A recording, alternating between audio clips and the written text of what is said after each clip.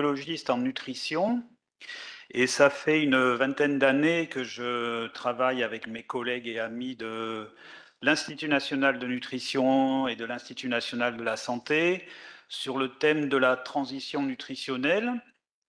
Et malgré le fait que j'ai dû passer au total plus de 5 ans en Tunisie, je n'avais jamais eu le privilège de venir à l'académie. Donc, merci beaucoup aux organisateurs et aux membres de l'académie de m'avoir invité.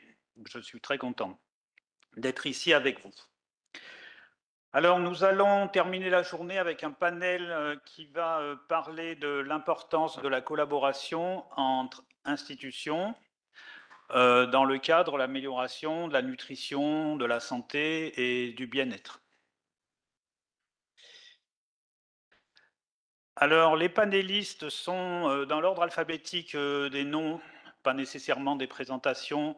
Donc, à ma gauche, professeur Leila Alouane, que vous avez entendu tout à l'heure avec son passionnant exposé sur le patrimoine culinaire tunisien. Professeur en sciences de la nutrition à l'INTA Tunis. Enfin, tu étais voilà, qui est maintenant retraité de l'INTA, mais pas retraité des activités, comme vous avez pu voir. Professeur Hanen Ben Ismail, tout à droite de la table, qui est professeur à l'Institut national agronomie de Tunis. Et si j'ai bien compris, tu es directrice du département agroalimentaire. Voilà, tu me corrigeras si je me trompe.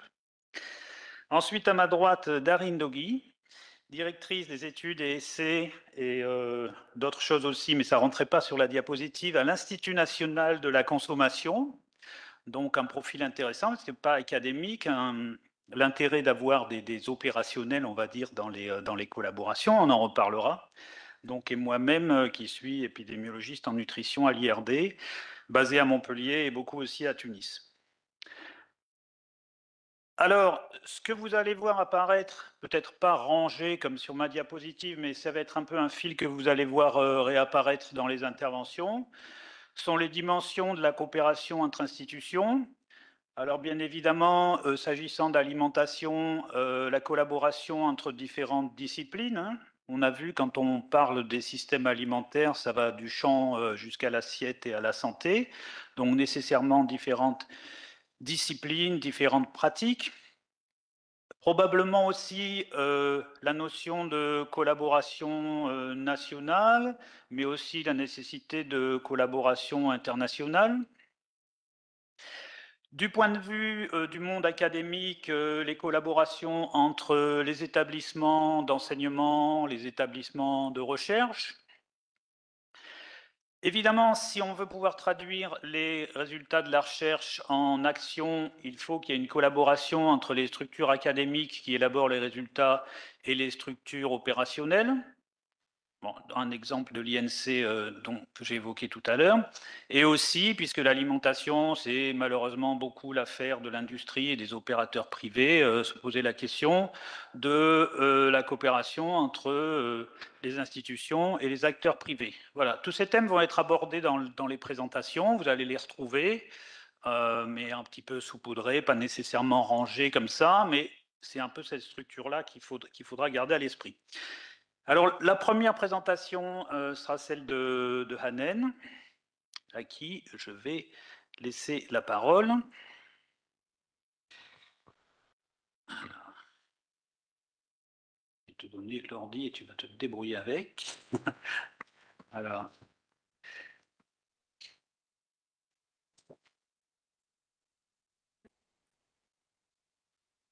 je ne vois rien là.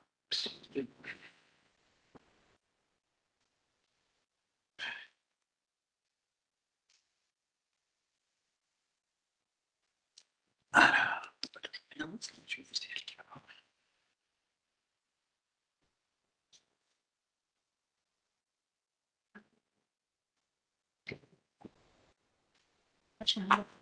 vais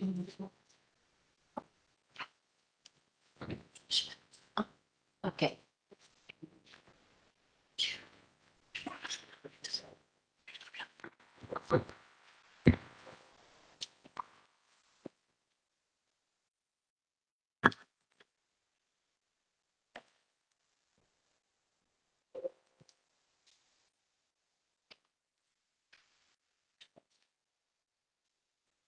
Bonsoir, Julie. Bonsoir. Donc, je me représente. Donc, je suis donc professeur Haneb Esmaïl. Je suis professeur à l'Institut national agronomique de Tunis et je suis ingénieur agroalimentaire de formation avec plus de spécialisation dans tout ce qui est, on va dire, qui n'est pas bien dans les aliments, c'est-à-dire microbiologie, toxicologie et hygiène. Donc, c'est ça mes spécialités personnelles. Bon, on m'a demandé de présenter donc quelque chose concernant les collaborations donc entre institutions. Euh, je pense que c'est juste un point de départ pour une discussion générale parce que c'est un panel qui s'apprête plutôt à un brainstorming, à une discussion avec vous tous, mais on va essayer de présenter quelque chose qui va être un point de départ pour la discussion. Donc, je vais commencer par parler, quand on parle d'alimentation et de nutrition, on parle de l'aliment lui-même. Et quand on parle de l'aliment, il y a une notion qui peut-être n'a pas été dite, c'est ce qu'on appelle le cycle de vie de l'aliment. Et quand on parle de cycle de vie, le point de départ, bien évidemment, c'est tout ce qui est produit agronomique. Que ce soit de produits de mer ou que ce soit d'origine végétale ou animale. D'ailleurs, c'est ce qui a été abordé pendant ces jours-ci. On a parlé donc de ressources animales, de ressources végétales. Donc, le point de départ, c'est bien évidemment donc tout ce qui est matière première. Donc, les matières premières, c'est l'agronomie qui est la base, l'agriculture qui est la base. Après, si c'est transformé, que ce soit une première transformation, c'est-à-dire ça peut être juste un emballage, un packaging ou une réfrigération, ou c'est une transformation encore plus détaillée, on parle donc de transformation, de fabrication, d'industrie agroalimentaire. Et je pense je vais un petit peu porter la double casquette, la casquette du chercheur, même triple, de l'enseignant, du chercheur et aussi de l'industriel, parce que je représente les industries agroalimentaires et je pense que c'est un maillon qui est très important parce que ça a un impact sur tous les types de qualité de l'aliment qu'on a un petit peu abordé durant ces jours-ci. Après, donc, il y a la partie transport, distribution, qui est aussi importante dans le cycle de vie de l'aliment.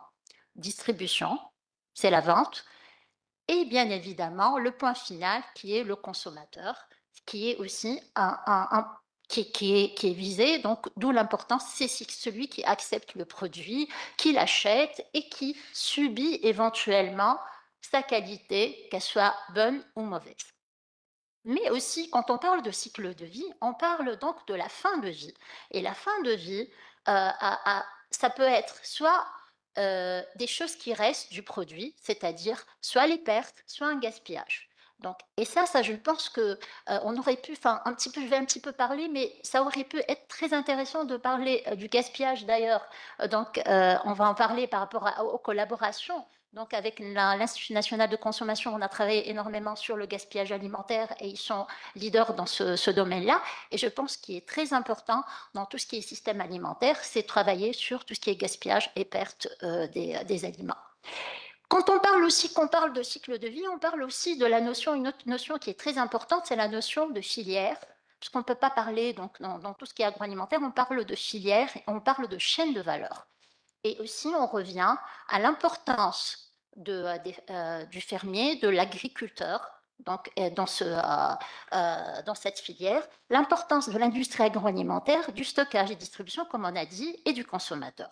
Donc, il s'agit donc cette notion donc de filière de chaîne de valeur, elle est basée sur un socle scientifique. Et c'est là où on va voir la collaboration entre toutes ces sciences-là, toutes vos expertises, en fait, tout ce que vous avez fait ce qu'on a fait pendant ces deux jours et même demain, c'est en fait tout ce qui est alimentaire, ça traite des sciences biologiques et agronomiques, les sciences technologiques, le droit à la réglementation, l'éthique, les sciences économiques, surtout quand nous, en industrie agroalimentaire, on vend un produit, c'est l'acceptabilité et c'est le prix.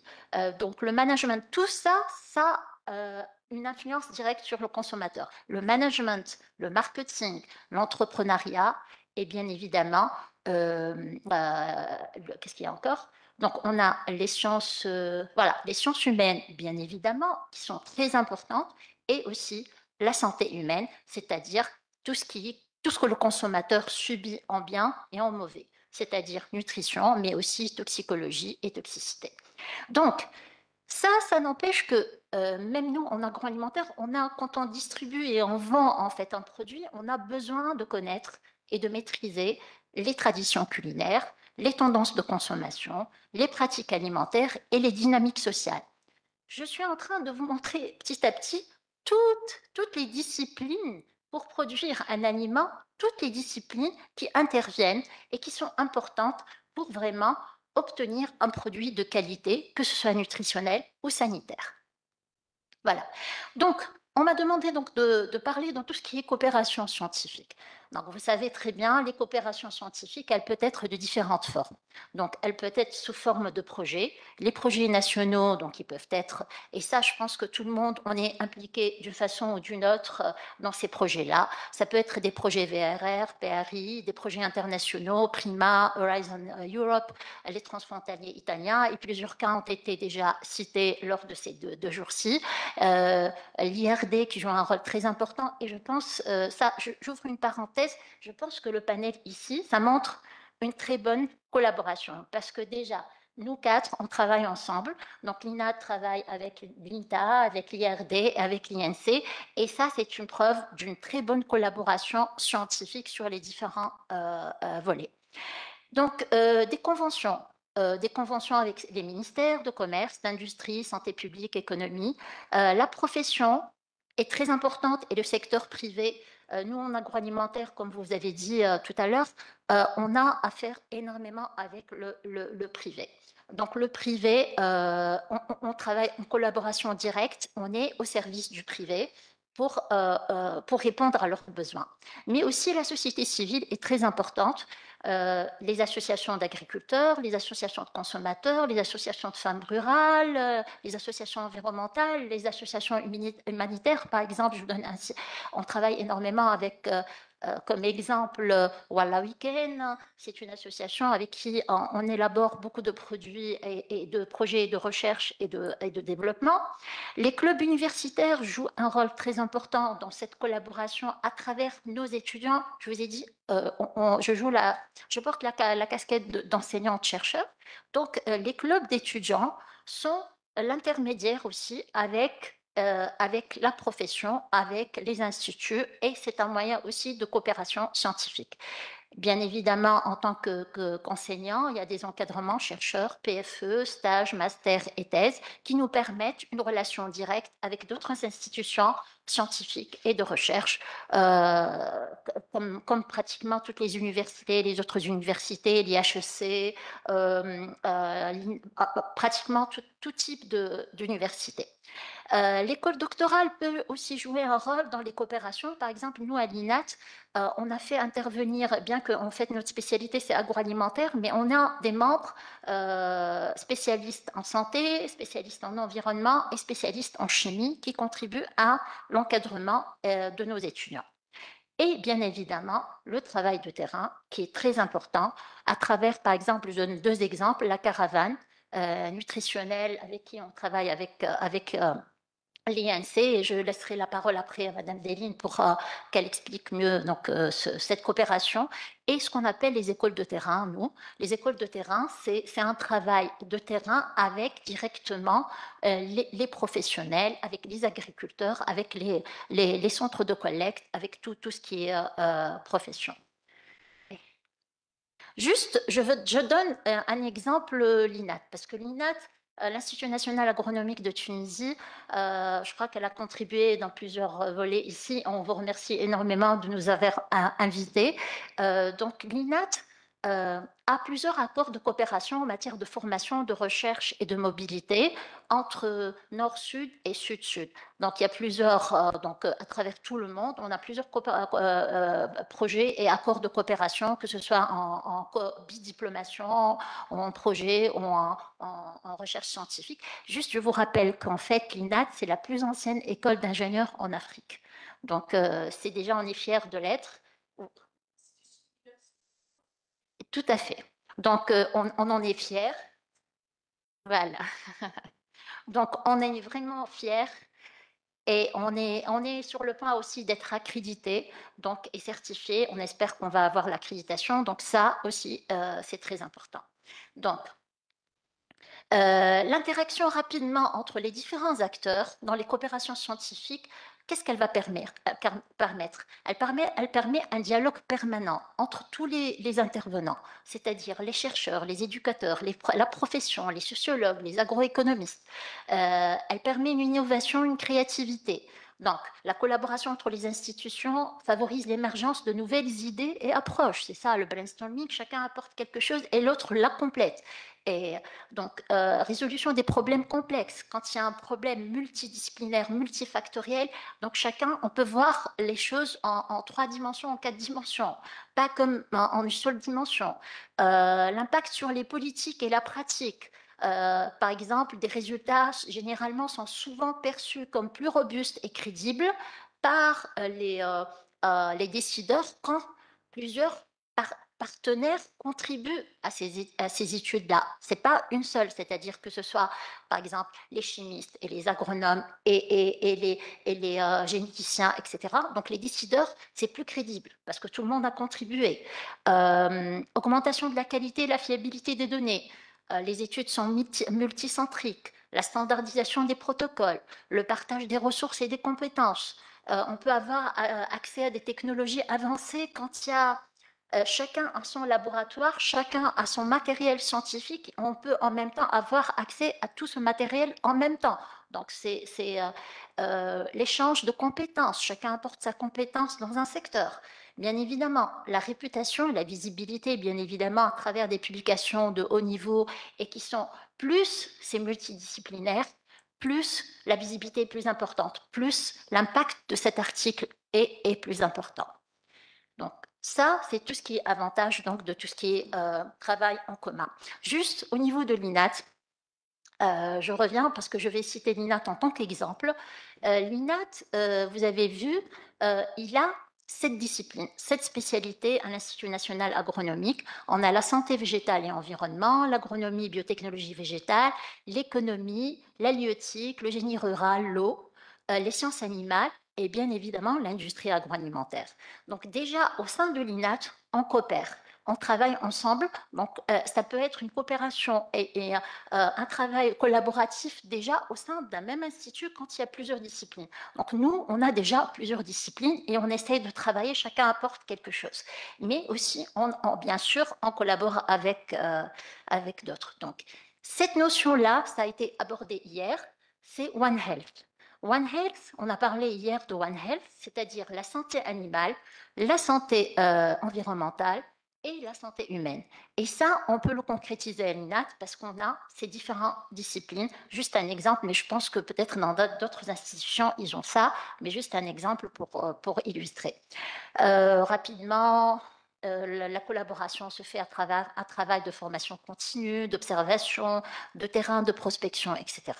Donc, juste pour finir, moi, j'aime bien qu'on ait un petit peu, et même éventuellement, ça peut être une ouverture à une discussion, qu'en fait, la collaboration et la coopération, on la voit avec une approche holistique par rapport à l'alimentation. C'est-à-dire, on a la recherche scientifique, bien évidemment, donc où on comprend les mécanismes, mais très important, l'éducation, le rôle des instituts d'enseignement, parce qu'en fait, on transmet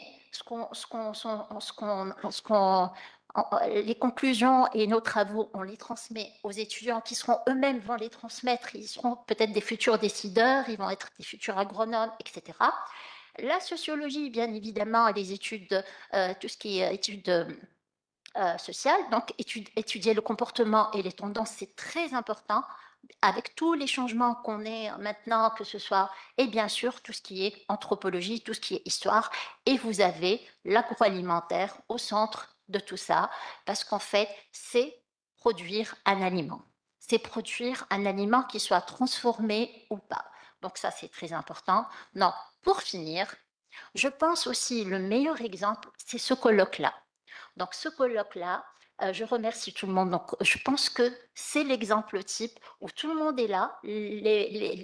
pratiquement les principales compétences sont là, où on peut collaborer. Et je pense déjà, il y a des collaborations qui sont déjà faites et d'autres collaborations qui sont sûrement vont se réaliser. Donc la collaboration entre institutions est essentielle, surtout pour surmonter les limitations individuelles, ça c'est clair, et pour améliorer la qualité des recherches et de maximiser l'impact des découvertes scientifiques sur la santé publique. Et je vous remercie.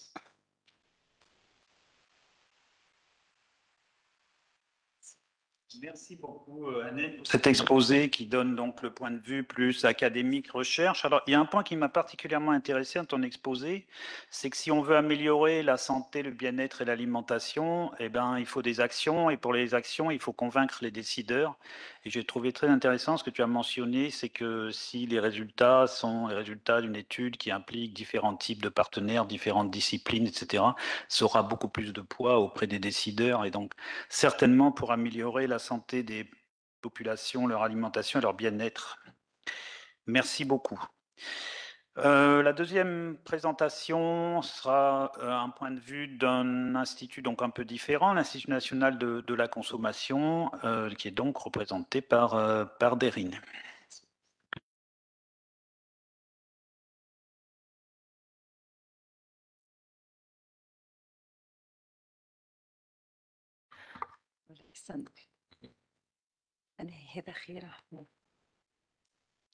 Donc, merci Pierre.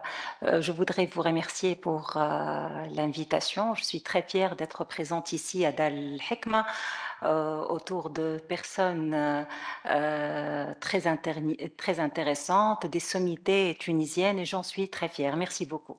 Donc, de ma part, je l'ai fait exprès, j'ai décidé de ne pas faire de présentation. D'ailleurs, c'est la première fois que je participe dans un panel qui est c'est un panel que je trouve transversal, général. Je ne vais pas parler de technique, ça ne sera pas opérationnel, ça ne sera pas vraiment technique. Je vais parler de ma propre expérience, une partie de mon expérience dans le domaine de la santé et de la nutrition et comment je vois les choses. Donc déjà, mais quand même, j'ai pris des notes parce que je suis une personne qui sort du coq à l'âne, donc il faut quand même que je sois, oui, oui, un peu structurée. Ça, c'est donc déjà, je vous rappelle que nous vivons dans un contexte national et international très difficile. L'équilibre entre sécurité alimentaire, sécurité sanitaire et les enjeux environnementaux, notamment le réchauffement climatique, notamment la finitude des ressources, notamment le stress hydrique que vit la Tunisie et le monde. Ça déjà, c'est des freins, c'est des enjeux très importants dont il faut qu'on y pense, qu'on les mette sur la table. D'autre part, je voudrais aussi aller à une échelle macroéconomique, inscrire notre panel oui, en termes d'ODD.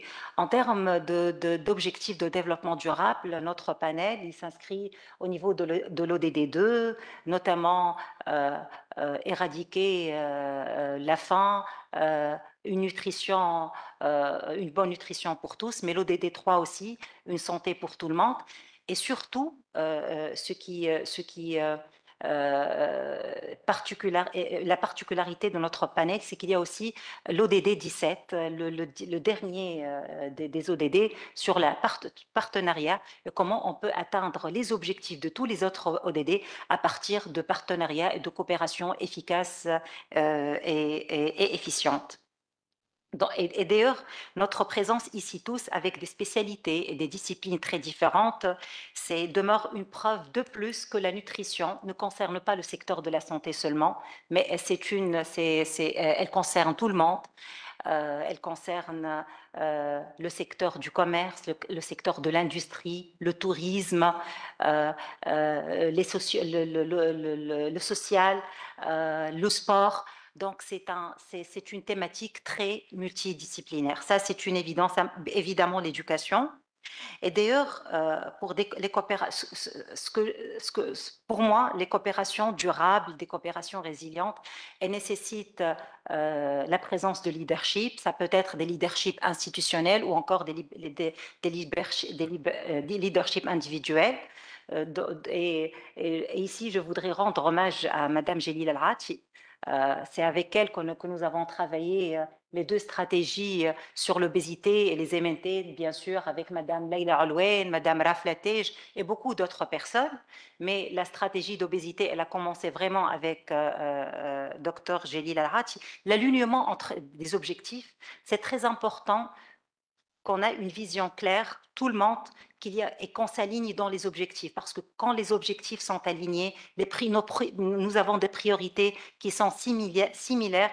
Il y a le win-win, tout le monde est gagnant, même si la nutrition, elle concerne plus une partie qu'une autre. Mais c'est très important tout cela. Et de même en ce qui concerne l'instauration d'un climat de confiance et de compréhension. Des coopérations efficaces nécessitent un climat de confiance et de coopération. Et c'est ce que j'ai senti dans les coopérations qui sont pour moi plus ou moins réussies. Et plus concrètement, je parle vite des deux stratégies nationales qui ont été réfléchies, conçues, élaborées à travers une approche de concertation, une approche participative et une approche inclusive. Toutes les parties prenantes étaient présentes: santé, affaires sociales, agriculture, commerce, industrie, les femmes, le sport, l'éducation, le tourisme, les finances, la société civile, bien sûr des organisations onusiennes comme l'OMS, etc. Et le secteur privé, notamment l'industrie agroalimentaire, elle était aussi présente. La première stratégie, c'est la stratégie de lutte et de prévention contre l'obésité, où les questions liées à l'alimentation ont été très présentes.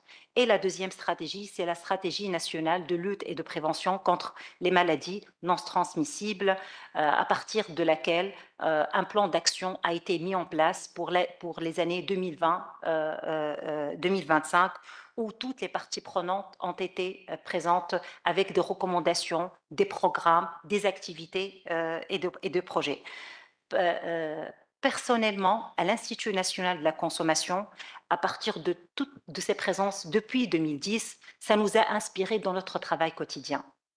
Je parlerai ici de la réalisation des analyses et des essais comparatifs que nous avons faits sur des produits obésogènes, à l'instar des biscuits, à l'instar des cakes, à l'instar des coffrets, des chips, des céréales pour petit déjeuner, les boissons au jus, qui ont permis de mettre en évidence la qualité nutritionnelle des produits tunisiens ou autres qui existent en fait, en tout cas sur le marché tunisien, leur qualité nutritionnelle, la présence énorme de sucre, la présence énorme de sel, la présence de matières grasses néfastes pour la santé, notamment les acides gras saturés et les acides gras trans. C'est à partir en fait de ces collaborations que les idées ont été mises en place et après développées. En fait, et l'intérêt dans ces essais comparatifs, c'est des vecteurs d'amélioration, soit de la qualité, parce que nous avons des recommandations qu'on a mis en place pour les industriels.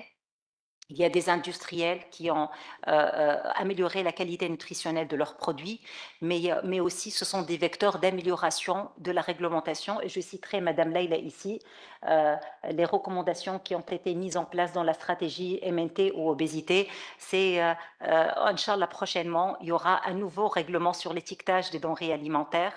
Le règlement de 2008 sera abrogé et le nouvel règlement, il parlera de l'information du consommateur d'une manière générale, et la partie étiquetage nutritionnel sera obligatoire, d'une manière très précise.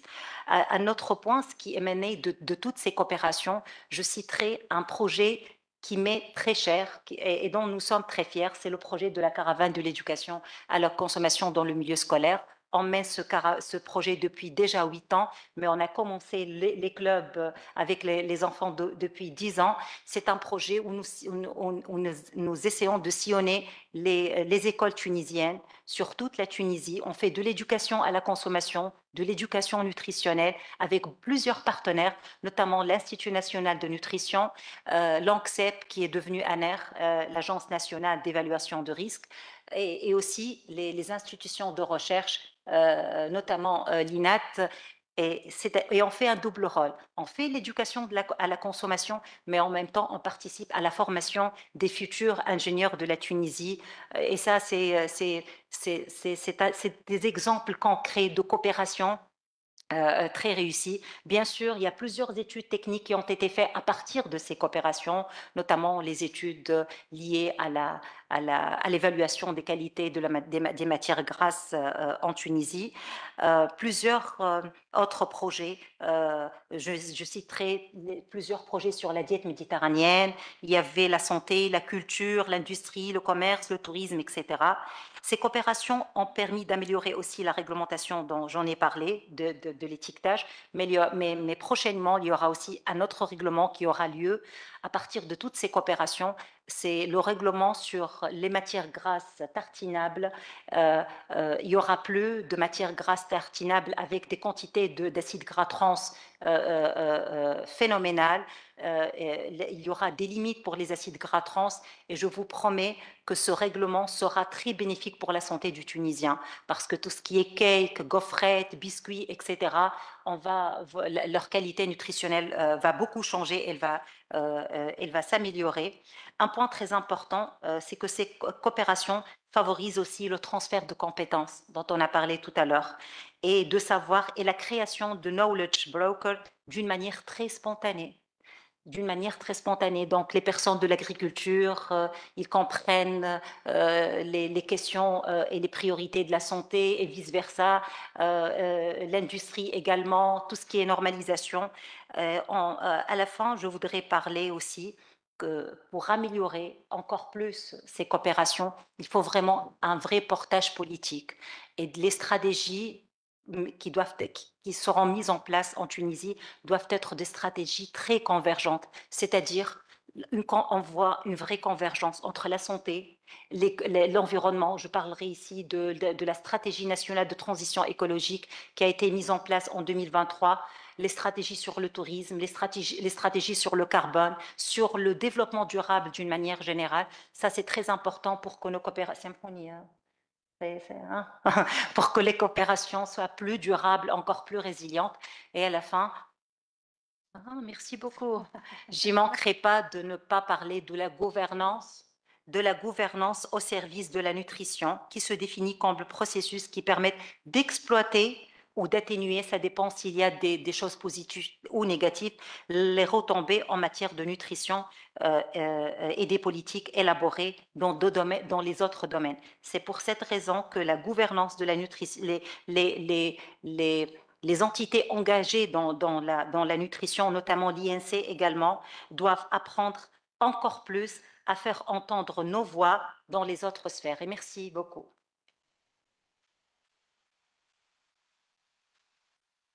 Merci beaucoup, Darine. Alors, l'exemple que tu as donné de la stratégie nationale de prévention de l'obésité, ben, il n'y a pas de meilleur exemple pour illustrer les différents points que j'avais présentés.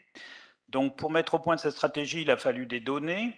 Et ces données, elles ont été générées par des coopérations nationales et internationales, qui avaient même commencé à l'époque du projet Taïna, dans lequel Habiba Ben Randan était impliquée.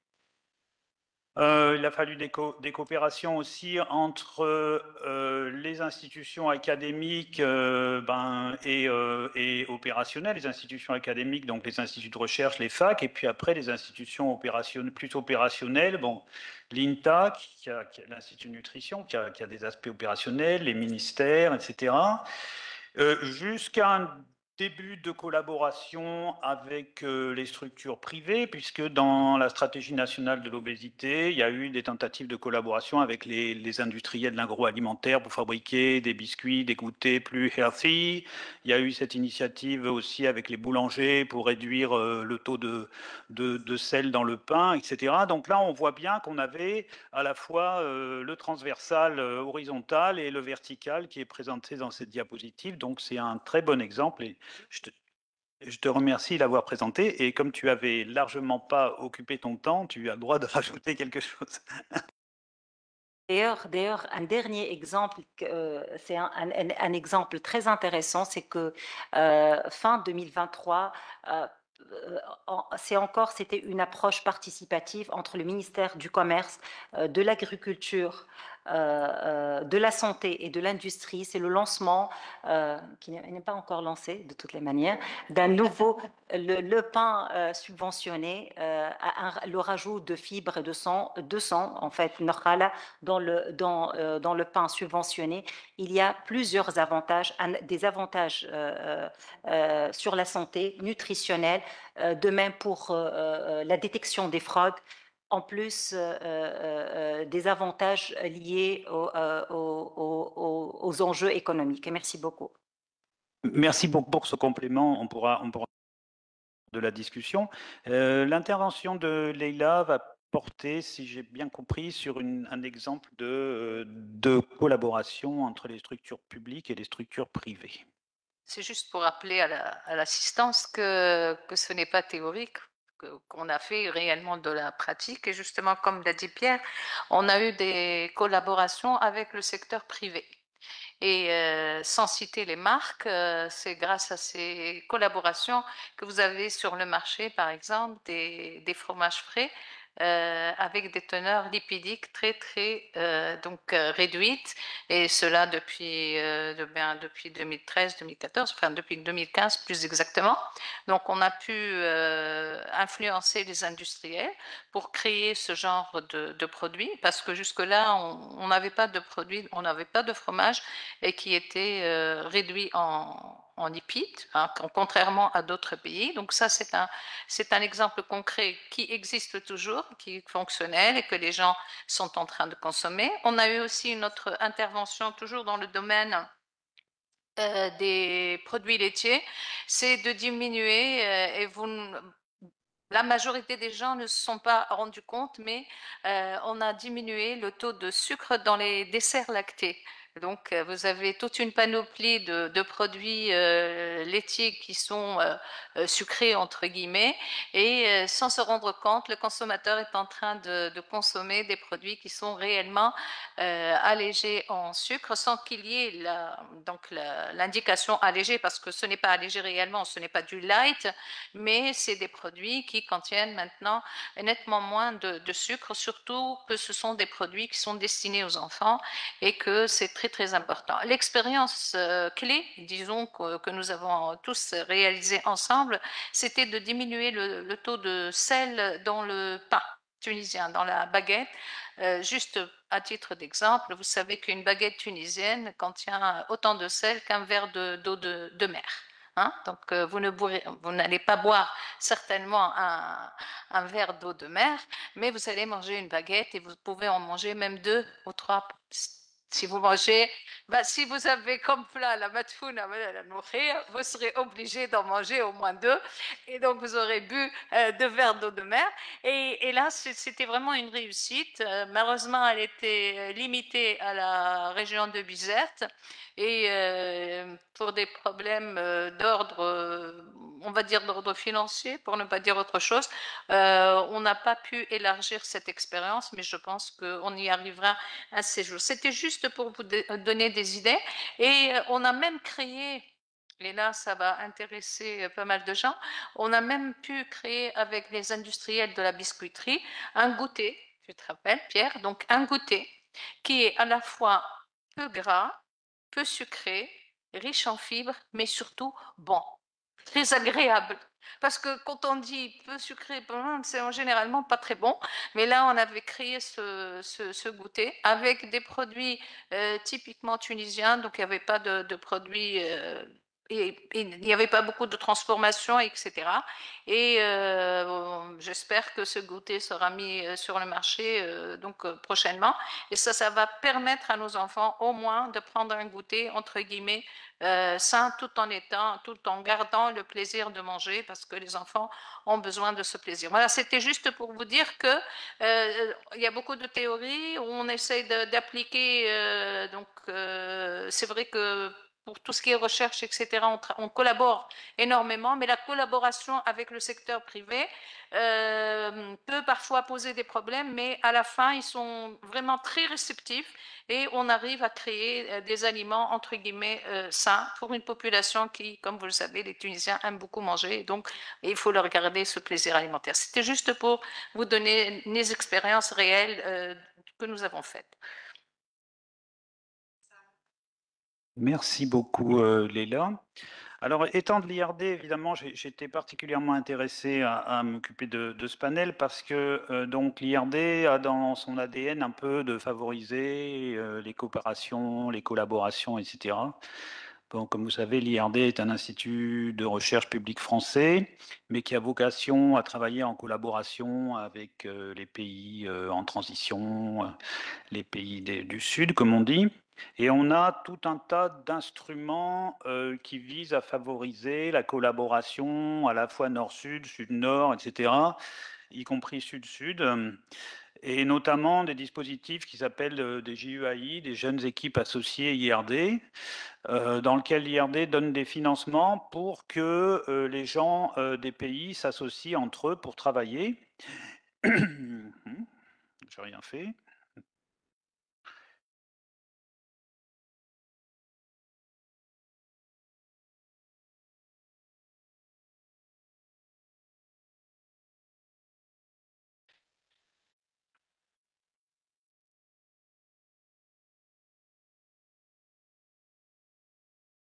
Et donc, il y a un certain nombre de JUAI, donc de jeunes équipes associées IRD dans le monde. Je ne sais pas si vous voyez, moi je ne vois pas mon répéteur, mais...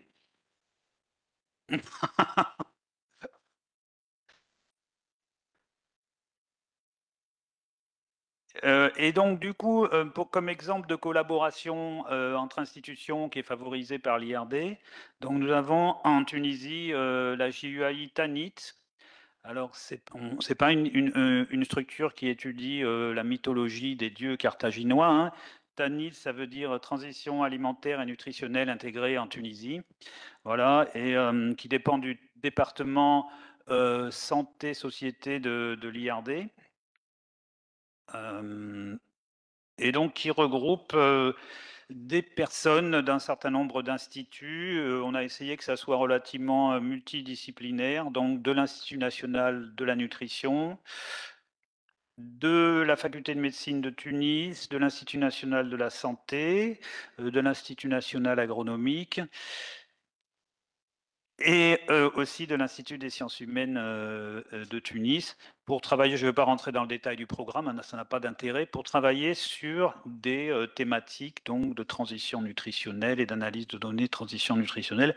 Donc, voilà un petit exemple de collaboration entre institutions qui est impulsée par l'IRD. Voilà. Je vous remercie, je remercie tous les panélistes pour leur présentation et nous allons ouvrir aux questions jusqu'à 1 heure que...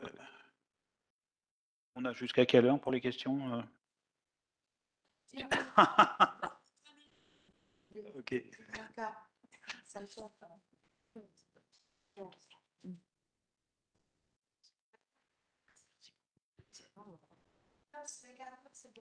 Ok, donc on y va s'il y a des questions. Habiba, vas-y. Oui, merci beaucoup Pierre, merci pour ces présentations. En fait, je pensais qu'on allait parler de la coopération, surtout internationale, parce que c'est un peu flou dans ma tête entre collaboration, partenariat et coopération. Alors la coopération, on a une très belle... Moi, ma première expérience de coopération internationale, c'était avec l'IRD et avec le projet Taïna, ce qui nous a ouvert de grandes, disons, portes sur l'Europe. On a eu avec Liverpool, Newcastle, London School of Hygiene. Donc, c'était le début. Alors, moi, je pense que actuellement, nous avons besoin, tu as parlé d'instruments et de mécanismes.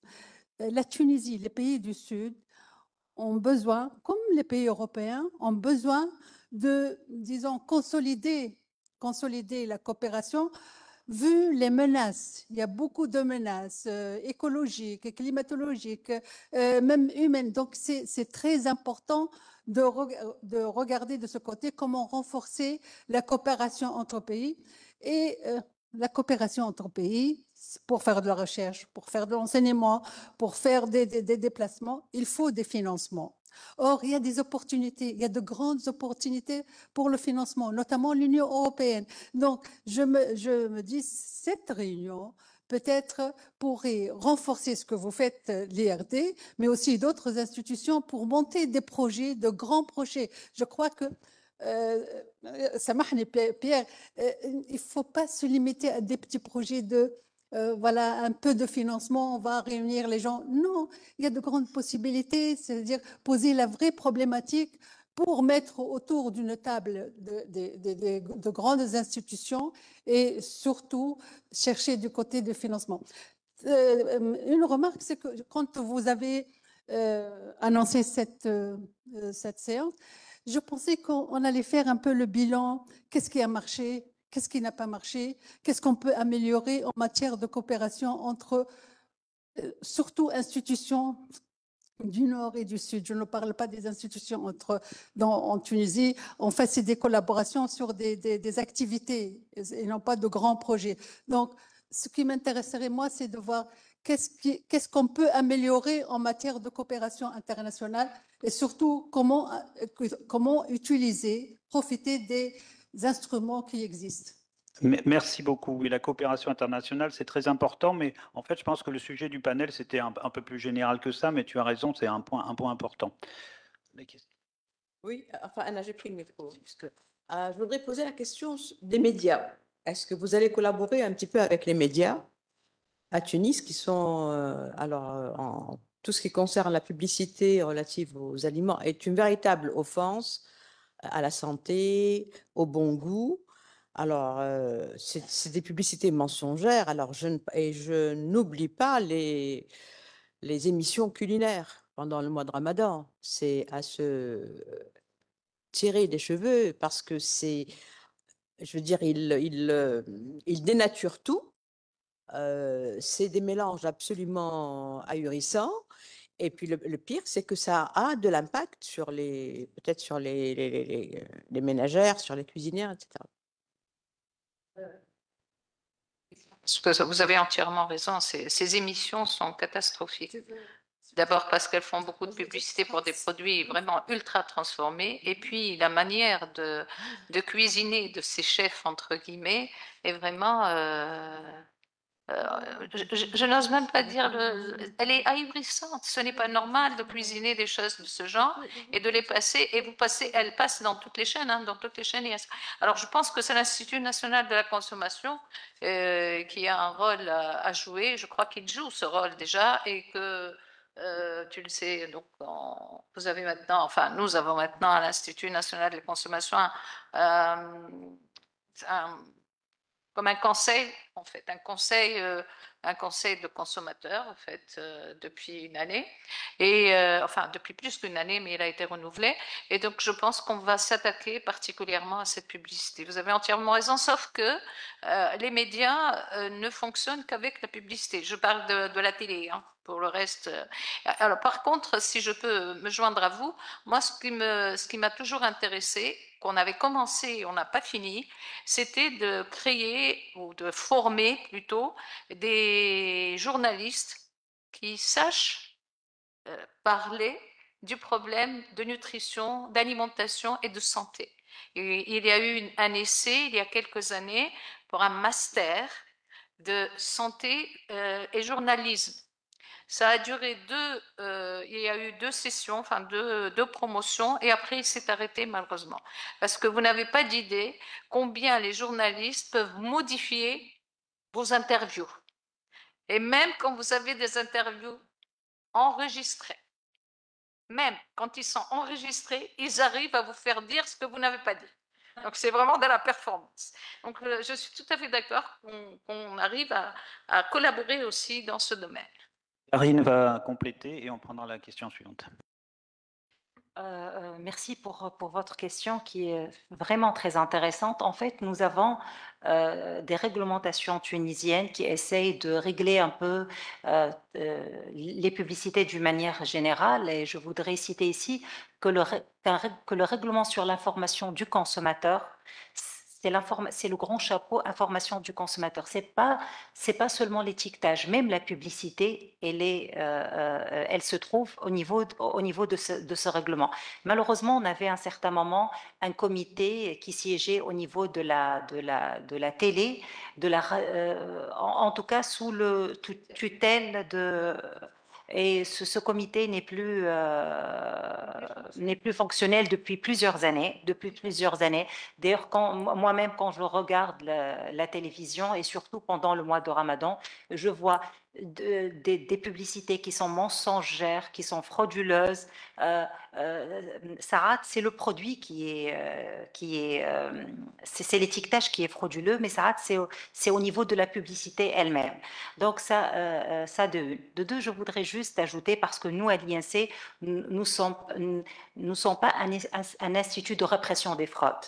Nous sommes un institut qui élabore des études, qui élabore des essais comparatifs et qui essaie aussi de rationaliser et d'orienter le consommateur vers des choix judicieux. Et parmi les choses que nous avons faites l'année dernière, c'est que nous avons formé sur la même longueur d'onde que parlait tout à l'heure Madame Leila, nous avons formé des journalistes sur des thématiques liées à la santé, à la nutrition, à l'alimentation, à la comparaison entre les produits. Il y avait c'était sur 3 jours. L'INC a participé à la formation de ces journalistes. Et ça, c'est très important afin de les former et de standardiser un peu aussi comment dire, le langage et de les engager et de les sensibiliser sur notamment les publicités mensongères. Merci. Merci beaucoup, Dali. Oui, comme on est en petit comité, en fait, on peut échanger même entre membres du public. Donc, je voulais réagir au commentaire très intéressant de Habib Abraham, juste pour dire que, en fait, c'est 2 types de dispositifs. Enfin, les dispositifs qu'a présenté Pierre, d'ailleurs, c'est le petit modèle, parce qu'il y a aussi le modèle plus important des laboratoires mixtes internationaux, où on peut avoir jusqu'à 9 laboratoires. Et les grands projets internationaux ne sont pas antinomiques. Au contraire, en fait, ces UAI ou les LMI, c'est pour structurer une communauté de recherche. Ça ne finance pas la recherche. Ça finance des rencontres, ça finance le fait de se connaître, des fois de prendre des doctorants ou quelques éléments. Mais après, l'objectif est bien d'aller vers les grands programmes de recherche européens, etc. Et sur certaines thématiques, c'est ce qu'on fait. Par exemple, sur l'eau, on a des projets Prima, avec Pasteur et un projet européen Media Lab Secure. Je veux dire, sur plusieurs thématiques, nous avons justement réussi à obtenir, sur d'autres moins, donc après c'est assez variable, mais finalement l'objectif de l'IRD, c'est vraiment d'aller vers ce que vous dites, c'est de pouvoir avoir des grands projets structurants qui obtiennent des résultats avec un impact sur la société, etc. On a entendu dans les 2 journées qui sont écoulées des positions assez différentes à l'égard de l'agro-industrie. Des positions de mise à distance et des positions de partenariat. Est-ce que vous pourriez nous expliquer un petit peu votre manière de gérer les enjeux et les risques que vous identifiez et pourquoi vous avez décidé d'être en partenariat? En fait, nous, en tant qu'industrie agroalimentaire, on est obligé d'être en partenariat avec les industriels, parce qu'en fait, c'est notre métier. Donc, du coup, par rapport, par exemple, à l'INAT, nos ingénieurs, pratiquement, automatiquement, dans leur PFE, ils sont en partenariat automatique avec l'industrie. Donc, c'est ce que j'ai dit. Donc, on n'est pas à l'écart du tout, que ce soit industriel ou ça peut être même en amont, parce que, comme je vous ai dit, c'est la filière. Donc, on peut travailler soit on va dire pre-harvest, donc avant la récolte ou après ou post-harvest, et voir l'effet donc sur l'aliment. en fait transformés ou pas. Donc, je ne sais pas si j'ai bien répondu à votre question, mais nous, on est pratiquement, notre métier, c'est avec les industriels. L'industrie, par contre, ce que je voudrais dire, et ce qui a été un petit peu, peut-être c'est l'occasion de le dire, l'agroalimentaire, l'industrie a des bienfaits, mais aussi elle peut apporter, ça a été abordé plusieurs fois, elle apporte des toxiques, elle apporte selon la technique qui est utilisée, ça a été dit plusieurs fois. J'aurais pu peut-être présenter quelque chose sur l'effet, on va dire, de la technologie, une conférence sur ça, l'effet de la transformation sur, que ce soit les nutriments ou bien, donc ça c'est très important. Mais si j'ai bien compris votre question, on travaille en étroite collaboration. On ne peut pas faire de la recherche à part. Formateurs des ingénieurs qui vont travailler dans l'industrie, à travers les formations que vous leur donnez, vous pouvez leur donner également une perspective critique et agir sur le fonctionnement de l'industrie. Mais en tant que chercheur vous-même, même si votre mission c'est, comment vous vous situez et comment vous regardez les collègues qui disent « moi je ne veux pas ». Je ne veux pas quoi? Je ne veux pas travailler avec Danone, avec Unilever, avec… voilà, où la marge de coopération? En quoi c'est un obstacle ou pas dans des grands projets de coopération? D'accord. On n'est pas obligé de travailler avec les grands industriels. On travaille déjà même avec la femme rurale sur les produits traditionnels et de terroir. Je n'ai pas eu le temps de citer ça. Nous, à l'INAT, notre unité de recherche, qui va devenir bientôt un laboratoire, ça part des produits de terroir. On essaye d'introduire l'innovation dans la tradition. Donc, du coup, on revient un petit peu à la tradition. Donc, ce n'est pas obligatoire de travailler directement avec les grandes entreprises. On travaille même avec les petits, voilà, les artisans. C'est de la transformation aussi. Juste une petite remarque par rapport aux projets internationaux.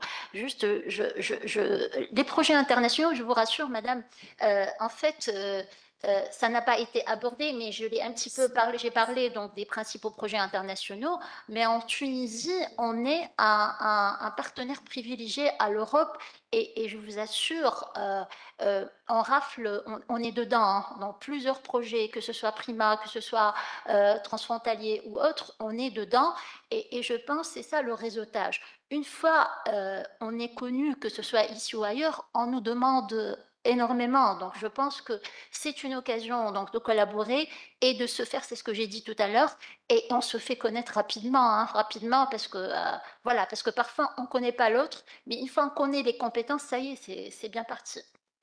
Ouais, je vais donner mon point de vue d'épidémiologiste en nutrition. Alors, pour beaucoup d'épidémiologistes en nutrition, les industries agroalimentaires, c'est quand même les ennemis, quoi, hein, parce qu'on sait très bien qu'ils rendent les gens malades en vendant des produits qui leur apportent beaucoup, qui sont sans foi ni loi, qu'ils utilisent tout un tas de tactiques déloyales pour désinformer le public, noyauter la recherche, etc. Enfin, les mêmes tactiques qui ont été utilisées par les vendeurs de tabac dans les années 50 et qu'on connaît très bien.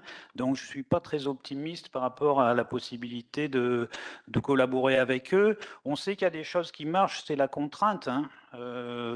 L'imposition des ceintures de sécurité dans les voitures, ça a été une loi qui a été votée, ça a sauvé beaucoup de vies. Le fait d'interdire la promotion des bouillies dans les hôpitaux, c'est pareil, ça a été des lois. Donc moi, je pense que ce qui peut marcher, c'est la contrainte.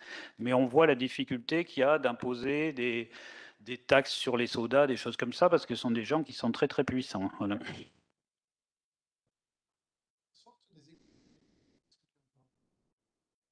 J'ai pas compris ta question. L'industrie alimentaire sort des écoles d'ingénieurs, ce qu'il dit. Alors, les écoles d'ingénieurs, il semblerait que, enfin moi, ma fille est dans une école d'ingénieurs, et il semblerait qu'il y ait quand même, malgré le bourrage de crâne qu'on leur fait, les élèves des écoles d'ingénieurs sont en train de se rebeller contre ces modèles, hein, et donc je pense de ce côté-là, il ne faut pas totalement désespérer. On va prendre encore 2 questions.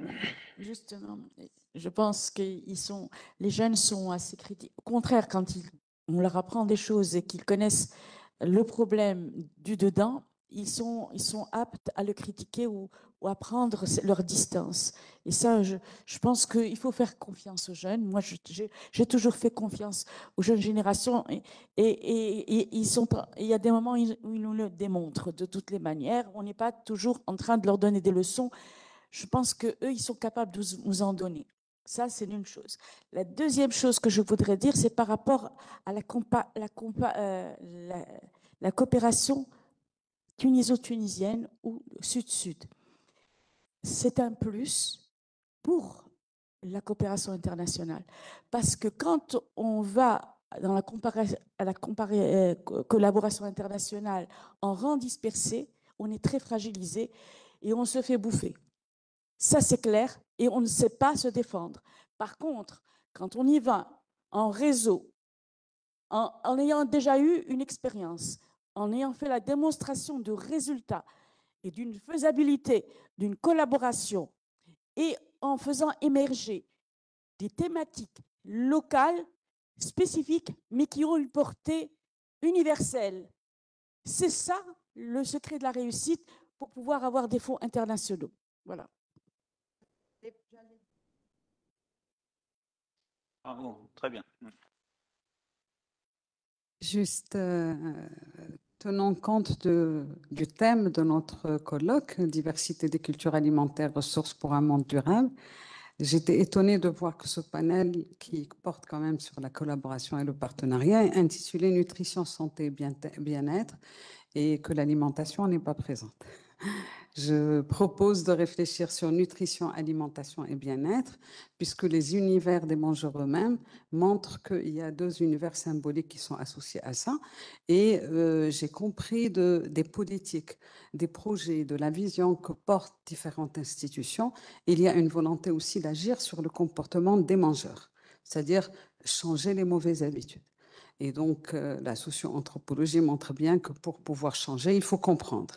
D'où la nécessité des sciences humaines et sociales, parce que, madame, dans votre diapo, vous avez mis sciences humaines, et donc je propose que ça soit sciences humaines et sociales.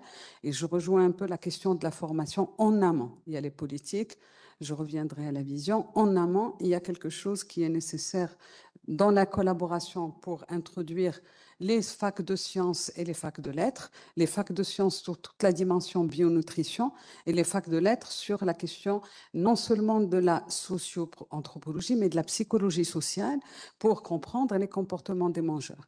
Et donc la formation, elle est nécessaire. C'est une réflexion qui est maintenant menée par exemple au Maroc aussi avec les facs de médecine, pour réfléchir à la formation de ceux qui vont porter les politiques publiques à l'avenir. Eux-mêmes, vous et d'autres doivent aussi être sensibilisés à cette question. Quant aux institutions, par exemple pour l'IRD, je pense que c'est porté aussi de tout ce qu'on discute, porté par une vision dont le colloque fait l'emblème aujourd'hui, qui est en fait l'agroécologie, une alimentation résiliente.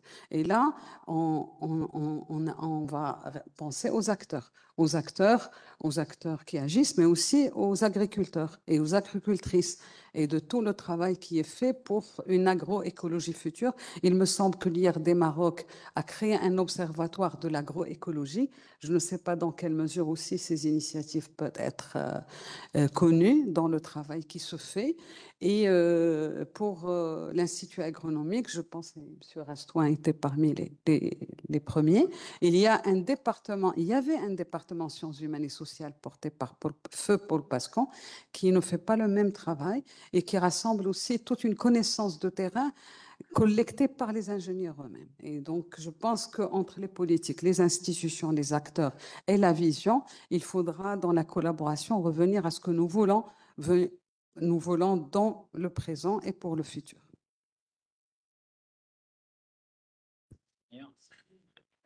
Madame Haït, je voudrais juste préciser pour la première partie de votre intervention, c'est qu'en Tunisie, nous avons déjà 2 projets de coopération entre les institutions tunisiennes.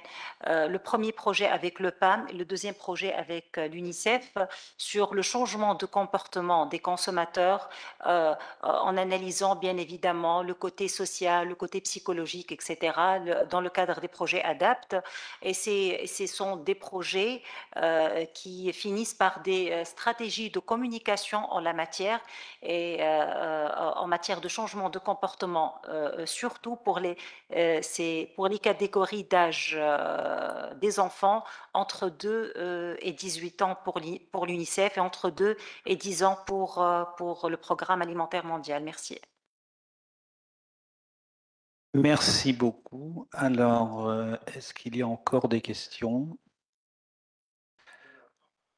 Voilà. Donc, alors à demain. Merci à tous.